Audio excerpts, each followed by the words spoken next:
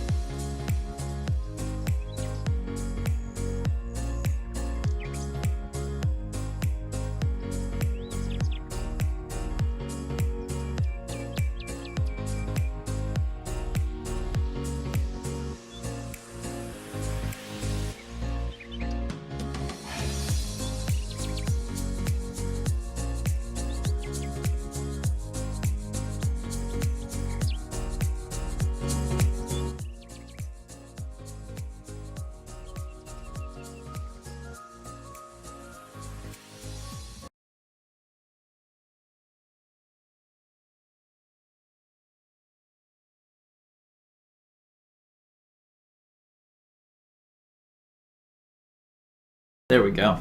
I'm gonna mic check real quick. Give me 1 second. Hello, hello, hello. There we go. Hey, good. Cool. Morning, guys. How we doing?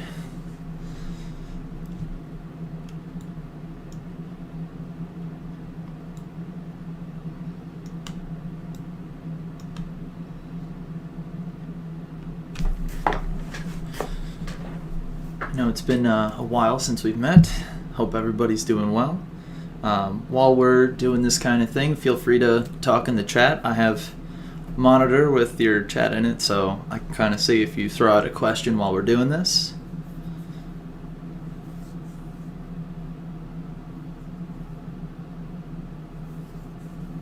But just to make sure everything's working, why don't we get something in the chat here? Give me a smiley face in the chat if you can hear me well.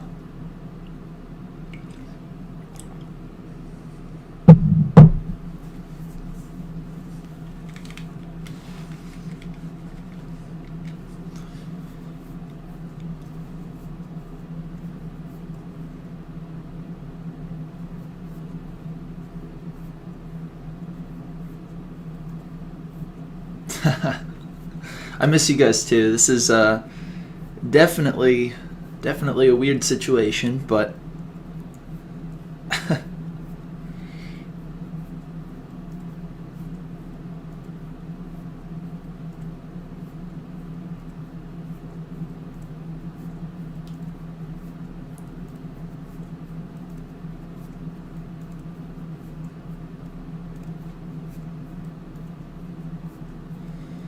again, I hope you guys are all doing well. I hope that I don't know what your workload's like, but I'm hoping that you're getting some time to, work on you. Hopefully this isn't too stressful. I know it is a stressful time, but I hope you guys are doing things for yourselves, making sure that you're at least working on something during this, again, really, really weird time. I know for me it's been really strange. Feels like a very odd summer where I'm still kind of working, but I'm at home. Very weird. But anyway, folks, we're going to get started in just a minute. If you guys have any questions before we get started with this, go for it. Again, feel free to ask anything in the chat. I've got it open, so...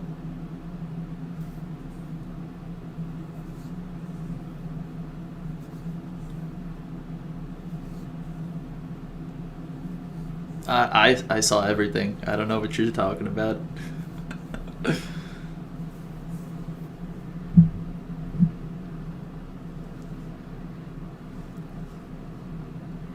Just kidding. I don't even know who you are.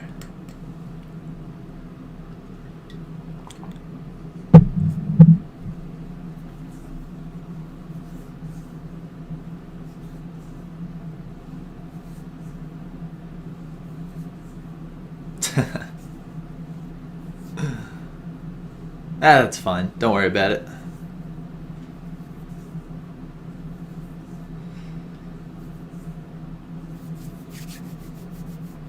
So anyway, folks, I figured since we haven't met in a long time, instead of jumping into brand new content, we'd go over the stuff we were just working on before we left. So that would be the weathering and looking a little bit at that ESRT chart, or graph rather, looking at the stream velocities. So that's what we're going to be doing, just taking another look at kind of the stuff we've already gone through. But I feel like in order to move forward, we got to really make sure we have like the basics of the unit that we were just in. So that is where we're going to get started today, and we're going to have some work posted in the Google Classroom for later. Just a couple little review things. That'll probably be posted at around 12. Just trying to work things out, but please do go to the Google Classroom to get updates about when content is being delivered, when there's assignments posted. That's the central hub that we're going to be doing things with.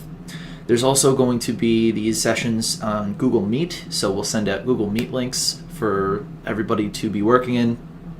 I had sent out in a message that we were going to be recording some of those maybe. I'm not going to be recording them. I'm going to have some office hours built in, so if somebody misses it, they can come in and work with me individually or, in small groups. So that's kind of the plan going forward, is we're going to be doing these live sessions where we're going to be doing more like kind of what we would do in class with notes, and then we'll break out into Google Meet sometimes in order to do some practice. So that's the general flow of this going forward, since we really don't know how much longer we're going to be here, so we need some structure. Anyway, with that, if there's no more questions, we'll get right into it.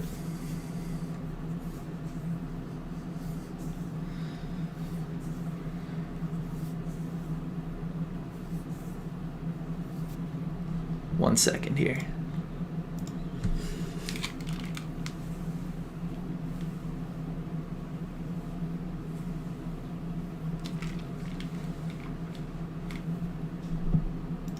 And I'm back. Headset's being funny. Anyway, so let's get into it.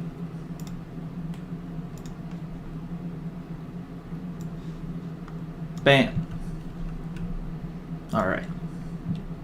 So last time we met, we were getting really into, well, surface processes. We were talking about all the processes going on at the surface and the interactions that they have to form the different, well, landscapes that you see. And we started off with the basics, right? We talked kind of about the water cycle, which we did a whole bunch of review for, and we had just started really getting into weathering and looking. Oh, echoing.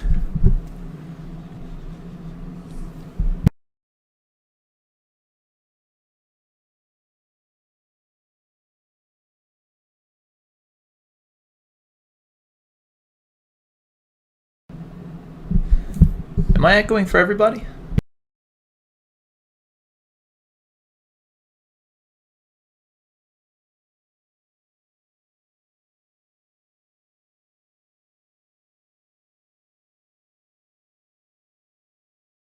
Testing, testing.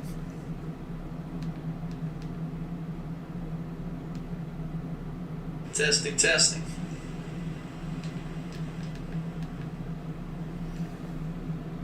Testing, testing.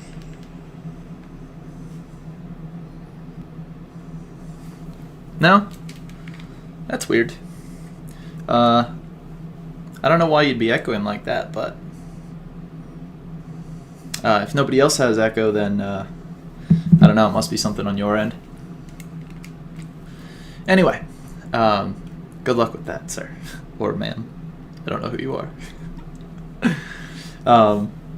So, we were getting into weathering, right? We were talking about the breakdown of things. We were getting into the movement of things.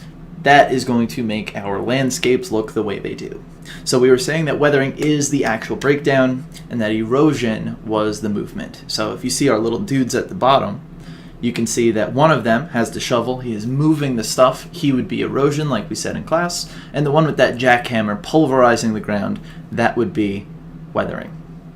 So always, it's a good idea to split weathering and erosion from each other, right? That weathering is the breakdown, erosion is the movement. So we were talking about the two types, right? And we had done a couple worksheets on this, but just to go over it again. Physical weathering is any weathering that's going to be breaking it with physical force. It's going to break it down into the same material. So this is like taking a chair and breaking it on the floor, right? You are breaking it with some sort of force, and it is going to still be the same material, right? The chair was made of, let's say, wood when it was just a chair, and now that it is pieces, it is still pieces of wood. So there is no change in what the composition is. So for physical weathering, these are rocks that are just broken down into the same rock, just smaller. Then we have frost action. This is caused by water that freezes and acts as a crowbar, prying apart the space in between these cracks when it turns into ice. So you can see in the diagram on the bottom left, right? For you, I think it's the bottom left. But the yellow picture, you can see it goes by the following steps. Water collects in the rock crack, then it goes and expands because it freezes, right? If you've ever, we said this in class too, if you ever have a water bottle and you freeze it, there's always like that one part that's like a little bit like bulbous. It's like jutting out. Why? Because ice takes up more volume, right? It expands when it freezes. So when it gets into those rock cracks, it expands, forces it open, and that actually causes it to break. So you can see in the little animation there as well that water goes in, and you can see it breaking that edge apart.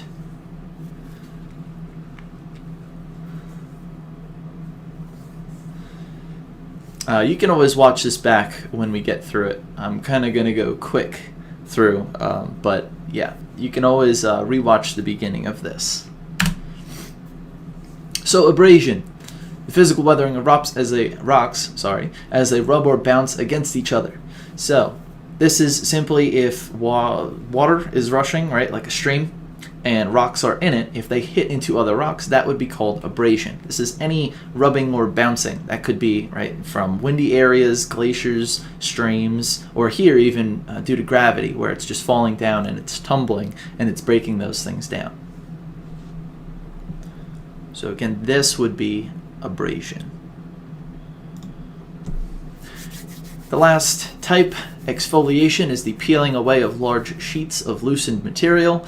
Think about the word exfoliation in terms of like our skin, right? You exfoliate, you take those outer layers away, and you can have the rock do the same. And you can see in those bottom pictures, those tiny, tiny little brittle layers, brittle meaning like they're easy to break, and they've just slid off of the top.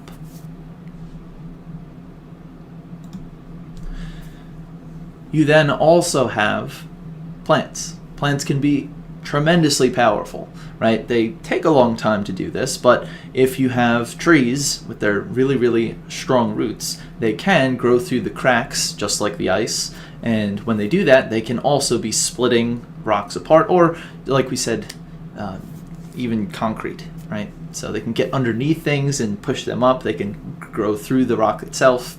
There's a whole bunch of different ways that rocks can break down structures that we build or the rocks themselves. Yes, this is a recap. We're just doing like a review, and then we're going to move on to new stuff the next time we do like notes like this.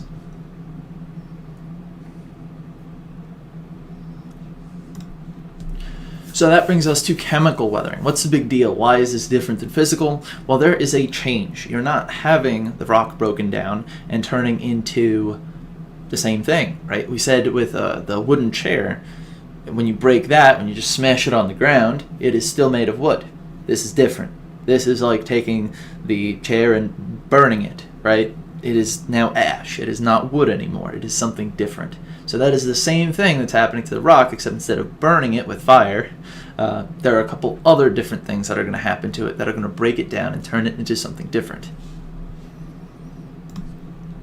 So oxidation. When you've got, and also keep in mind, water is involved with all of these processes. For chemical, it's really important that water is there. When you have oxygen that unites with these materials, you get rusting. And we know this because if you leave just iron outside in the rain, it mixes with that oxygen and it causes a rust to form, right?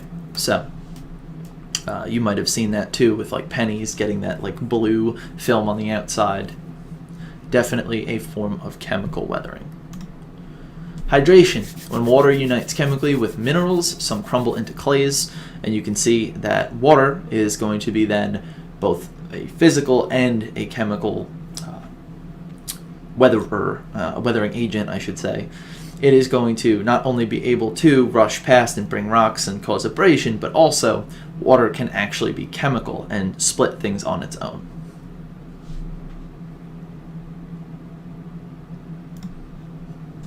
Carbonation. When carbon dioxide unites chemically with minerals, so this is just an acid reaction, and we had said that limestone was the big thing that this interacts with. So limestone is what causes all those really cool caves and where you're going to find that carbonation is happening the most.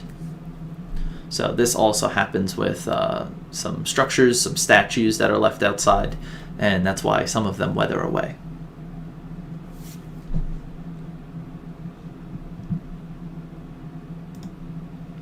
So that does lead to all the things that happen when you have this limestone getting chemically weathered. Well, with this reaction, it is turning into essentially just like water and gas. So it's going to just go away, essentially. So you get sinkholes, and you can get these cool arches, you get these cool caves with the stalactites, the stalagmites. So all of this is formed because of this chemical weathering of limestone. And there are a few other things that chemically weather as well, but again, limestone is the one that you guys should really remember.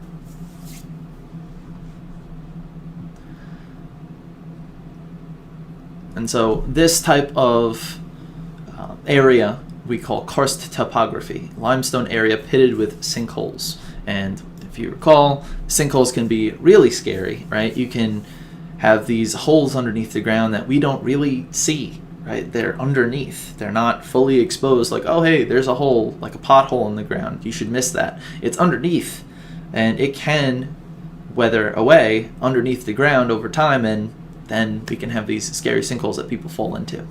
So definitely something we need to be aware of. Yeah. Scary. Then you've got organic decay, acid that forms when plants and animals decay and dissolve in water. So recall that your body does have acids in it, and when it breaks down, it's going to reintroduce those acids to the area around it. So as these different living organisms are decaying, you're going to have some acids that are going to, again, be breaking down the rocks and minerals in that area.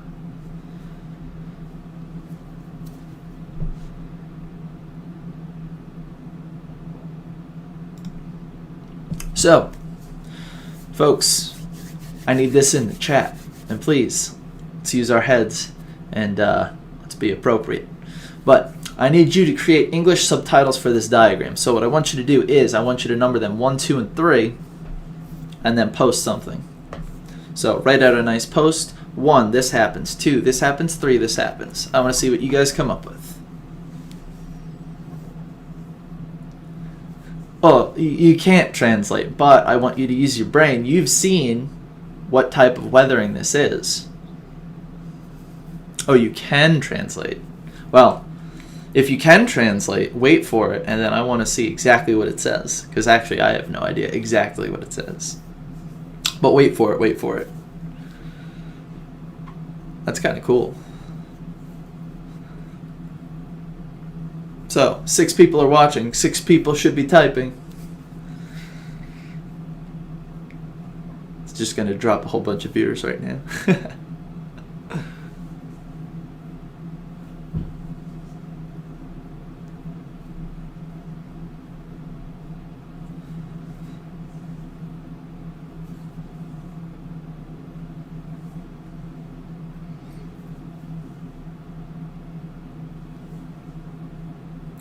I don't know what language you can type in.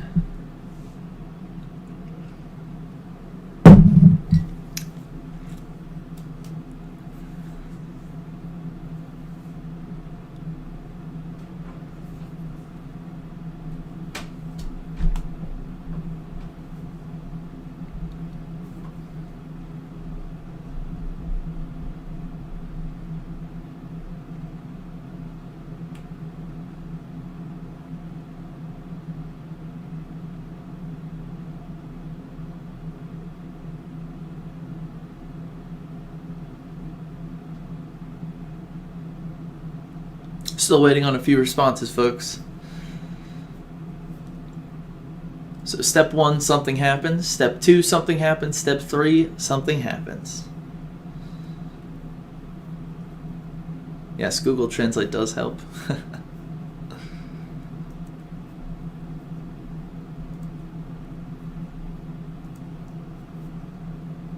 Give you another 20 seconds to do this.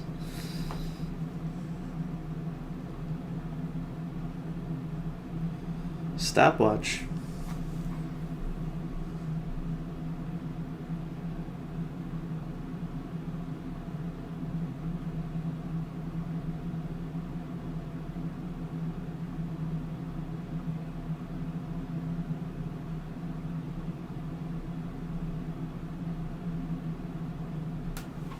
Okay. Wow, that's a pretty good estimate. All right, so let's see what we got. Ice seeps into the cracks of the rocks. Ice goes deeper into the rock. Frost action happens in, and the rock breaks. So we've got water, we've got ice, we've got rock breaking. Sounds pretty good, pretty logical. We've got rocks are splitting by the ice, and then all of that. A little vague, a little bit more detail would be nice. Chemical weathering, water goes in rock, ice forms, rocks break. So, chemical weathering. Did we have rock start as rock and then finish as rock is the question. With chemical weathering, we should have it where it starts out as rock and it ends up being something different. Ah, there we go. Good job. So, physical weathering, water goes in rock, ice forms, rocks break. Excellent. Love it. Water seeps in, it freezes, pries the rock apart. Ooh, I like that. Alright, cool. Feel like we got the gist of it. Alright, so think back to when we were doing the sugar cube lab, right? What two variables did we use to test weathering rates in the lab? So there were a couple things that we were playing with. Think about the 3 different stations. We had 3 different things that we were doing. What were the 2 variables?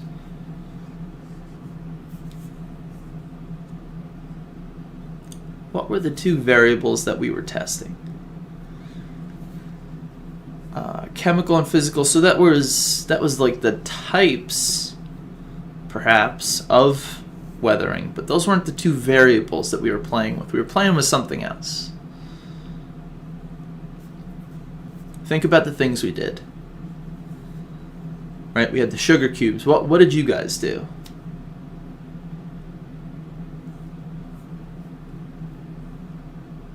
There was something we had groups come up and do, and then there was something you guys were playing with.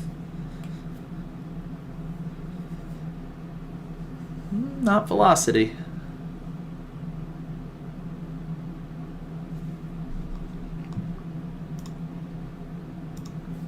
Hold up 1 second.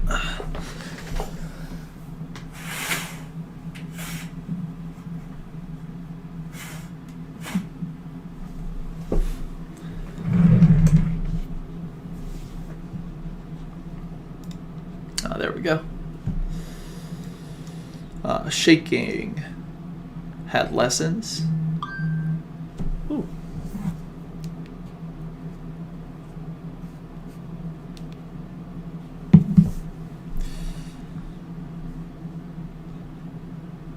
Okay, so you guys were doing shaking, which was like abrasion, okay? So what happened as you shook those eggs? What was going on with what you saw in your cubes?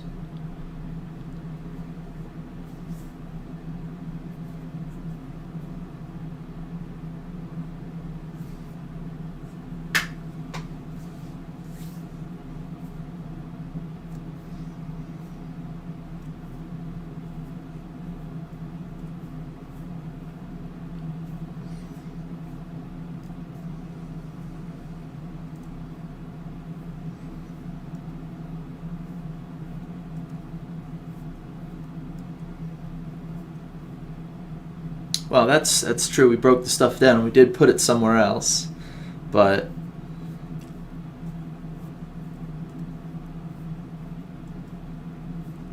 it's not what we were testing. All right, so we did. We had the physical weathering, right? We were shaking those sugar cubes, and as we broke it down, right, we got it into tiny parts, right? So then we tested the things that you did in the small groups, or maybe you didn't do and you watched. We tested 2 specific things, right? One of them I had to use the hammer for to kind of get the same thing happening that you guys did with the shaking. You guys recall? We did 2 different tests.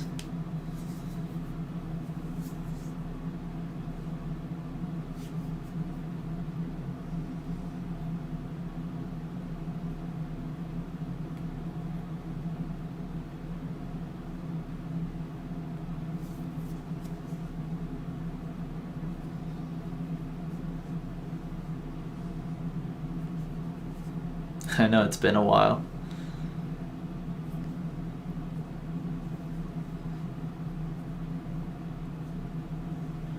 each one had two different cubes, right? And we dropped them into the water, but there were two different things going on.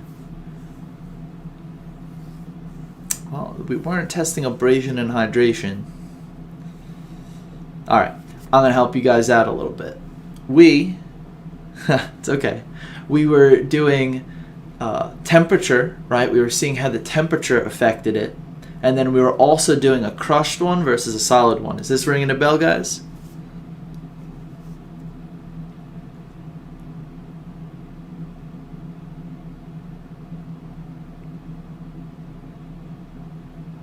Yeah. So we had one boiling and then we had one cold. Which one went faster in terms of dissolving? The hot one or the cold one?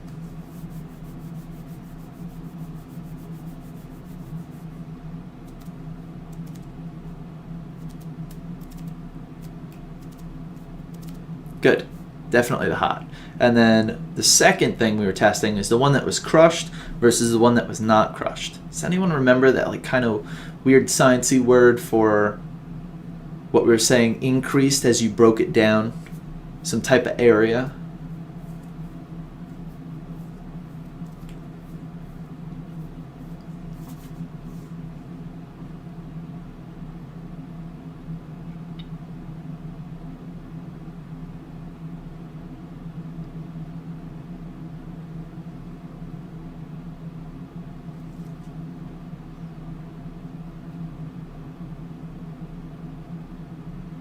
Okay, yes, we definitely had the full cube and then we had the small pieces of cube and we put them in the water to see which one would dissolve faster.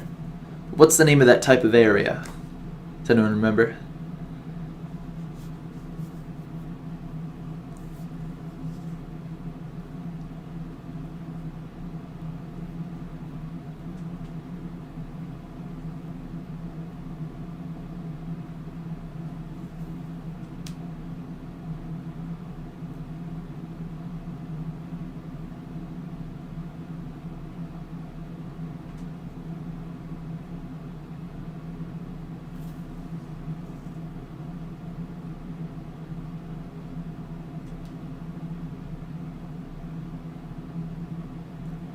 Not the porosity. Good guess. Yeah, you're getting to it. Not particle space. It was a blank area, something area. It's one word that I'm looking for before the word area.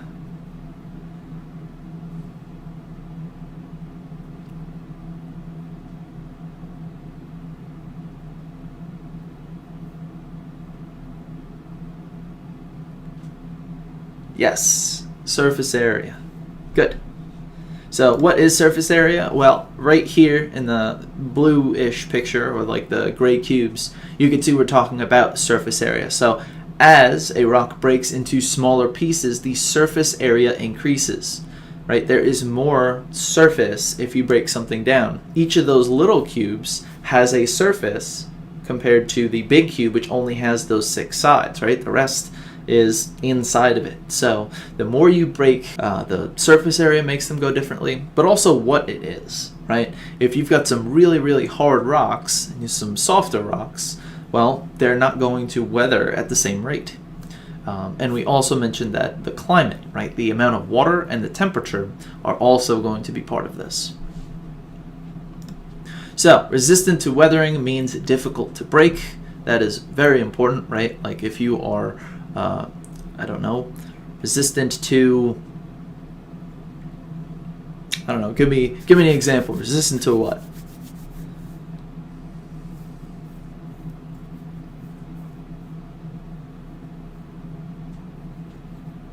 Or water resistant. How about that?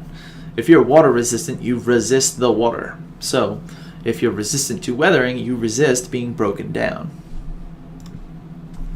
So we had seen this before as well, right? Niagara Falls had collapsed because even though these strong layers in the front were holding well, all of the layers in the back were weak, and therefore it collapsed, and that was because there is different amounts of weathering that was happening.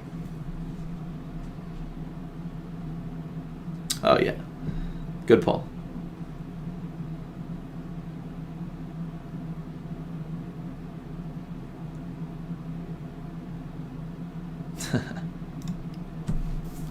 So we had also played around with this chart a little bit.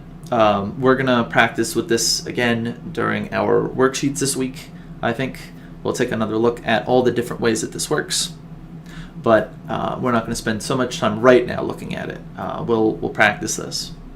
But it's just looking at the temperature on the bottom and looking at the precipitation in the y-axis. And once you put those together, you'll see what type of weathering occurs in that climate. So this brought us to this GIF, I guess you call it, right, of someone climbing the Egyptian pyramid and looking at all the bricks as he did so, or she. And you can see that they are still very square, very angular, I should say rectangular. But that's because there is not so much weathering going on because the climate does not have a lot of water. There's not a lot of precipitation. So it stayed pretty much angular. There's not so much weathering. Versus a similar ancient ruins, right, where there is a lot of precipitation. So about the same temperature, roughly, but one has water, one doesn't, and that totally changes how the weathering of these two things has occurred, right? This one is definitely a lot more weathered and less angular than those nicely preserved pyramids.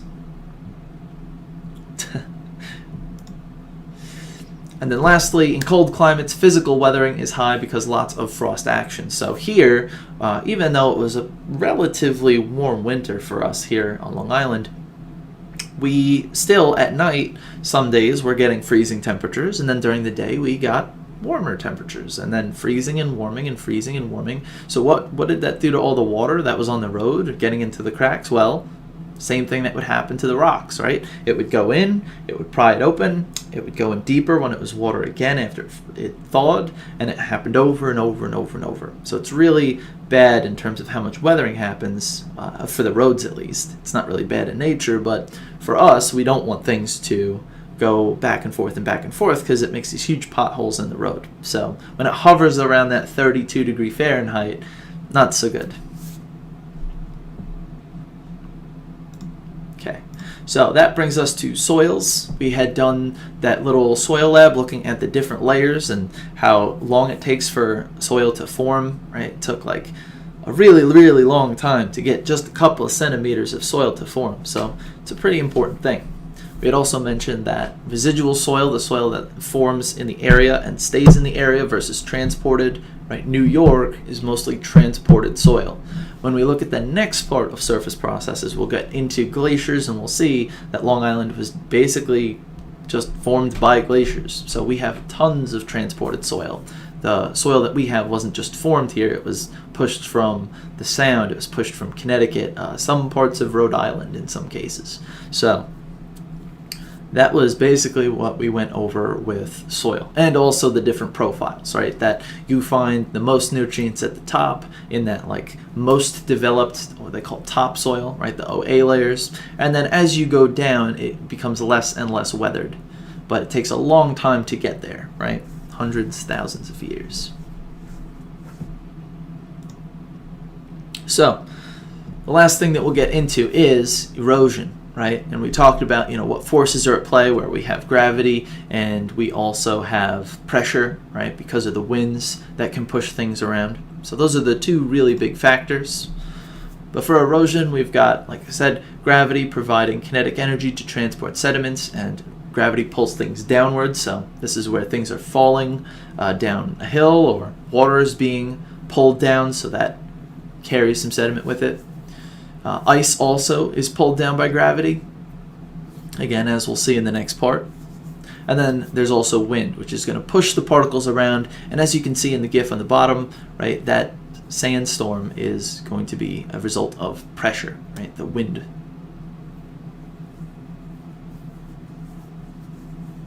So again, think back, erosion and weathering. Weathering is the breakdown, erosion is the movement. So we're just talking about how stuff moves, why it moves, what is moving it.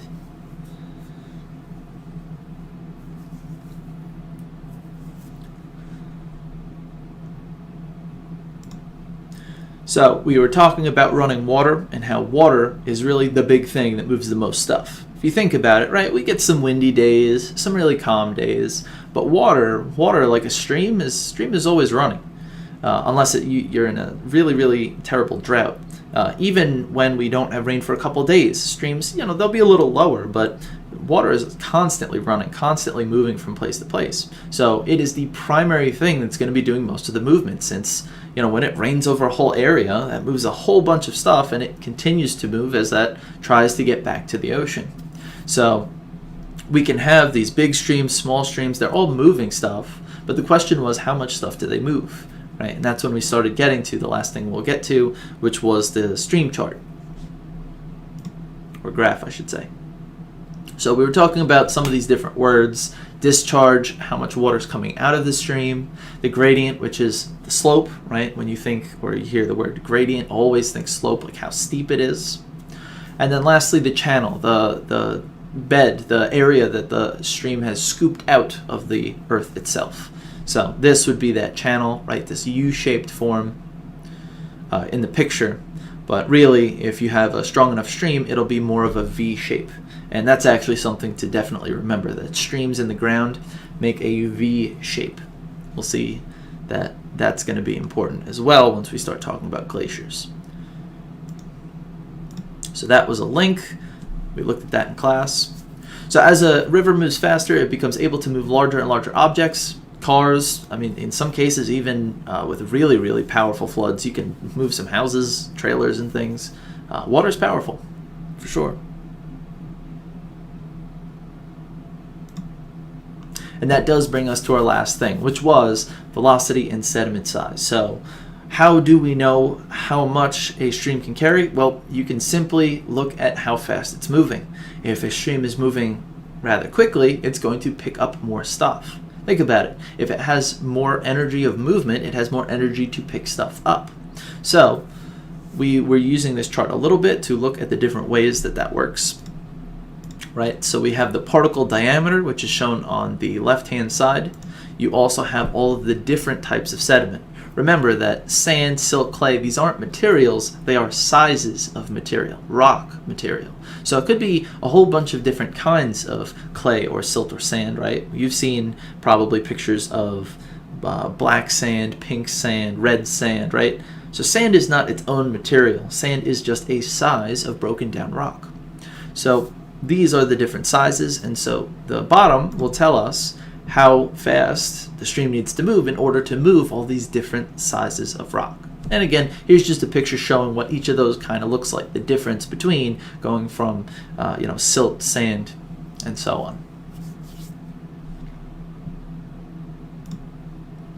So we were going through how to use this chart, and again, we're going to practice this week. You should see something on Google Classroom coming up at some point today, probably around 12. But what are the three smallest sediment types? We were looking at this chart and going, well, how do we figure that out? Well, if diameter is on the y-axis going up and down, stuff near the bottom should be the three smallest types. So that would be clay, silt, and sand, right? So as you go up on the y-axis, as you go up on the side, you should be looking at bigger particles. So clay, silt, and sand are at the bottom. They are the three smallest types, with clay being the smallest.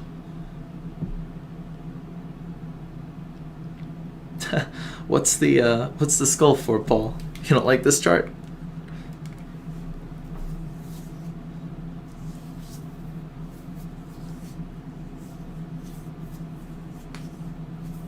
Oh, you don't like clay, silt, and sand?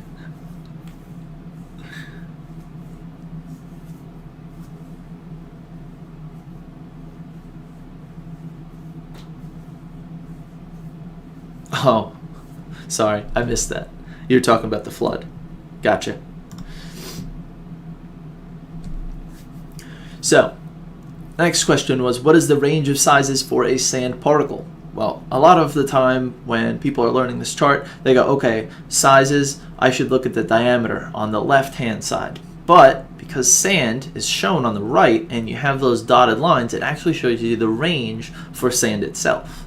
So, if you take a look, sand goes from 0.006 centimeters to 0.2 centimeters. That is your range for a sand-sized particle. So if you're looking for specifically something to do with boulders, cobbles, pebbles, sand, silt, clay, you're going to be looking at the right-hand side. But if it says, how do you move something that is this specific number, then you'll use the left-hand side. Then we answered this question as well. If a stream is moving 10 centimeters per second, what sediments will it be able to transport? So you have to now start using the bottom, the x-axis of this graph, so that you can figure out what it's able to transport. So it says that it is moving 10 centimeters per second. So you would find 10 on the bottom. You'd go up to the black line. That is the graph that you have to use to figure out the different parts of this, right? That's what that's how the velocities and how much it can carry are correlated. And so you go over and you can see that it'll carry everything from where it hangs over to the bottom of where it is. So it goes up to the graph, it goes over, and you can see that it has sand, silt, and clay underneath. So it can carry sand, silt, and clay. And then for the last question, a stream is moving at 100 centimeters per second and then drops to 10 centimeters per second because of a beaver dam. What sediment sizes will fall out of the stream? So if you are picking things up by going faster, that means if your speed of your stream drops, it's actually going to start depositing things. They're going to fall out. So that means you would go from 100, you'd go up into our graph, and you'd go over, and you would see that it is carrying everything that is underneath where you just went over. So that would be pebbles, sand, silt, and clay. You do the same thing we just did for the last question, which was 10 and over. That's sand, silt, and clay. So what would fall out would be the difference. The difference between these two things is the pebble. So there is no worksheet right now, but you guys will have a worksheet coming up soon. Again, we'll post out about exactly what we'd like you guys to be doing before the next time we meet. So at this point, if you guys have any specific questions, I'll be happy to answer them. But that's basically what we got up to in class, minus a little bit with rivers.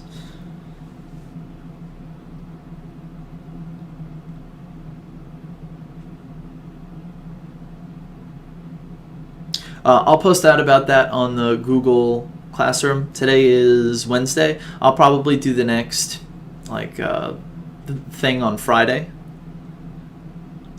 That's starting today. You guys are going to get a not crazy amount of work, but a couple worksheets just to practice some of the things we just went over.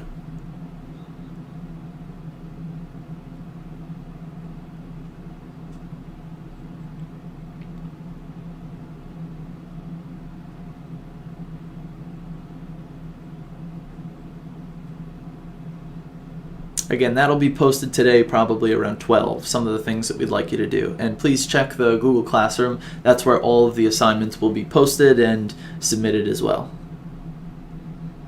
just to make things easy.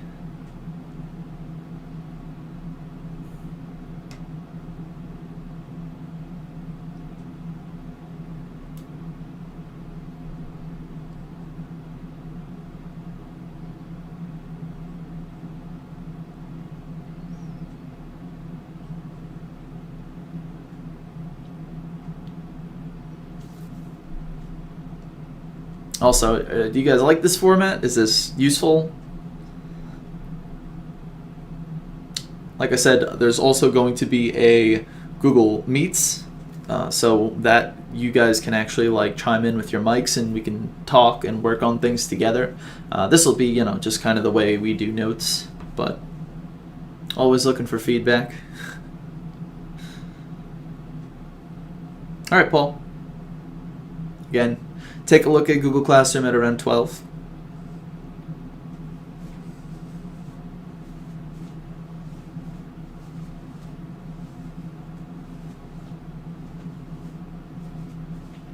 Yeah, more on the Google Meet will be posted on the Google Classroom.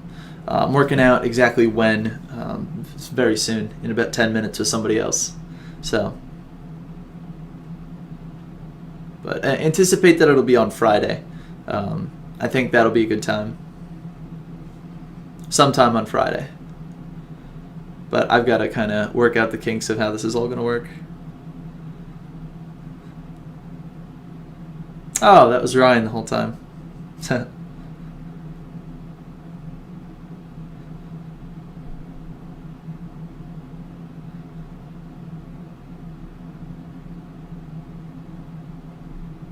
Okay. Thank you for the feedback.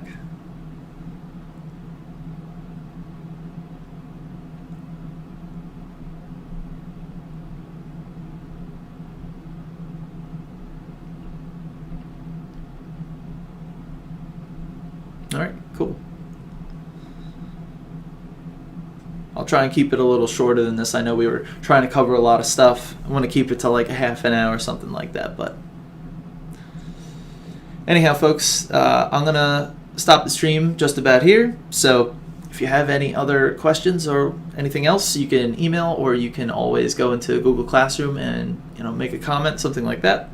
But if that's that, then have a good day. And again, check back on Google Classroom around 12. There will be something for you to do.